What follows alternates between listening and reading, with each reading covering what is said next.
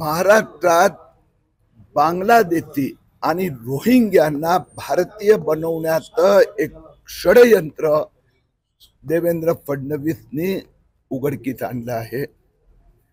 गेल्या 6 महिन्यात 2,14,000 बांगलादेशी रोहिंग्यांनी त्यांचा जन्म 30 वर्ष 40 वर्ष 50 वर्ष 60 वर्षापूर्वी महाराष्ट्रात झाला होता। आता अर्ज दिला, बोगस फर्जी कागदपत्र दिले।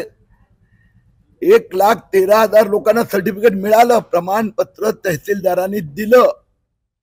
हा अधिकार आधी मॅजिस्ट्रेटकडे होता। 2024 मध्ये ते तहसीलदारांना देण्यात आला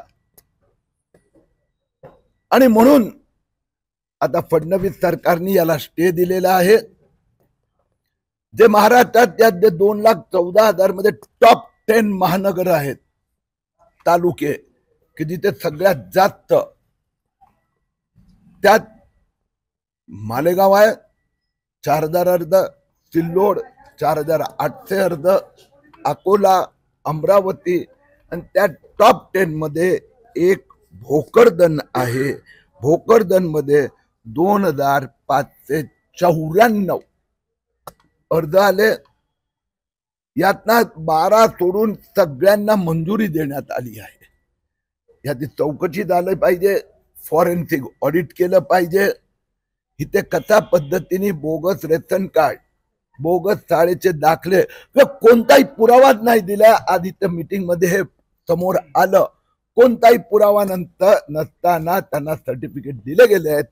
त्या सगळ्यांचं आतापर्यंत रिव्ह्यू केला जाणार आणि ज्या बांगलादेशींना सर्टिफिकेट देण्याची प्रक्रिया सुरू आहे त्यांच्या विरोधात फौजदारी कारवाई करण्यात जिल्हाधिकाऱ्यांनी मान्य केलं। वास्तविकरित्या आपल्याकडे 2023 पर्यंत इन्क्लुडिंग 2023 उशिरा जन्म प्रमाणपत्र म्हणजे 60 वर्ष 80 वर्ष 50 वर्षापूर्वी जन्म झाला आणि दाखला घ्यायचा राहिला तर त्यांनी मॅजिस्ट्रेट कोर्टातून द्यायचं। 2024 पासून हे अधिकार आता बहुतेकांनी 50 वर्षात घेतले तर हा अधिकार तहसीलदारला दिला। विधानसभा निवडणुकीचा प्रचार आचारसंहिता सुरू झाली की महाराष्ट्रात एक मोठं षडयंत्र, जुलै ते डिसेंबर या महिन्यात 2 लाख अर्ज आले।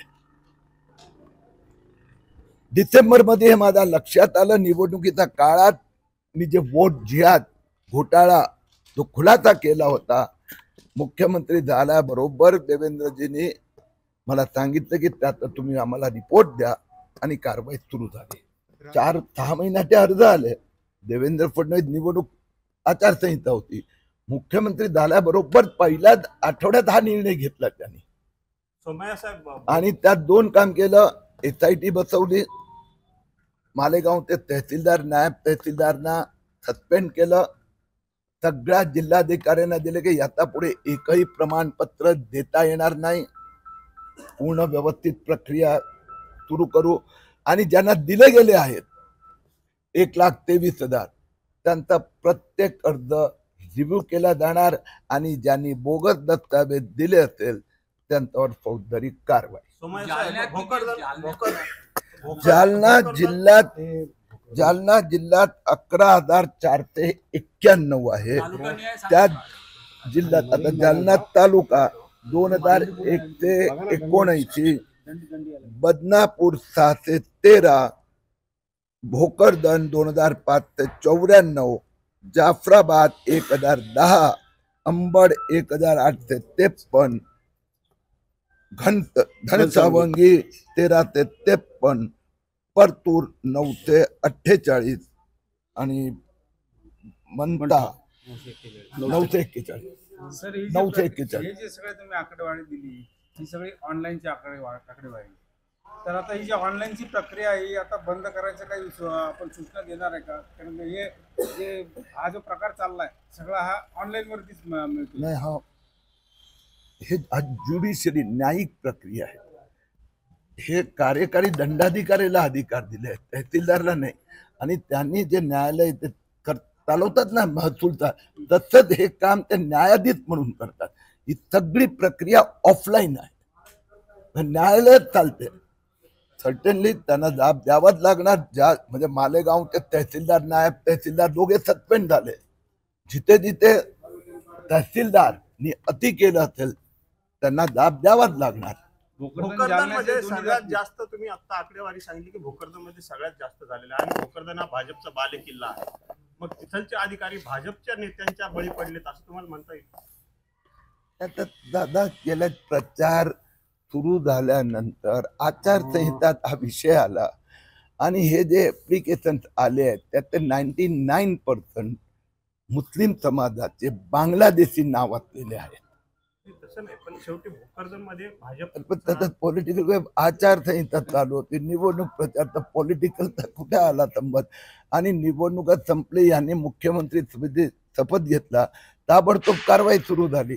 निवडून येणारा जे उमेदवार आहेत, नेते लोक आहेत, ते आपल्या फेवरचेच अधिकारी कर्मचारी आपल्या मतदारसंघात. माझं असं म्हणणं आहे की त्यावेळी तर निवडणूक म्हणजे पॉलिटिकलचं अस्तित्व नव्हतं म्हणजे आचारसंहिता चालू होती.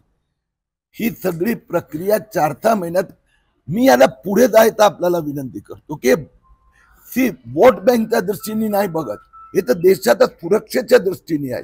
काय आतंकवादीला जन्म प्रमाणपत्र दिलं असेल कसं कळेल? एक पुरावा नाही आहे, एक 1% करेक्ट नाही आहे. कारण की 99% ऍप्लिकंट मुस्लिम बांगलादेशी नावातले. कारण की इथे राहणाऱ्या मुस्लिम आणि हिंदूंनी ऑलरेडी 50 वर्षात काढलं आहे सर्टिफिकेट, दाखला घेतलेला आहे. हे बाहेरून आलेले आहेत.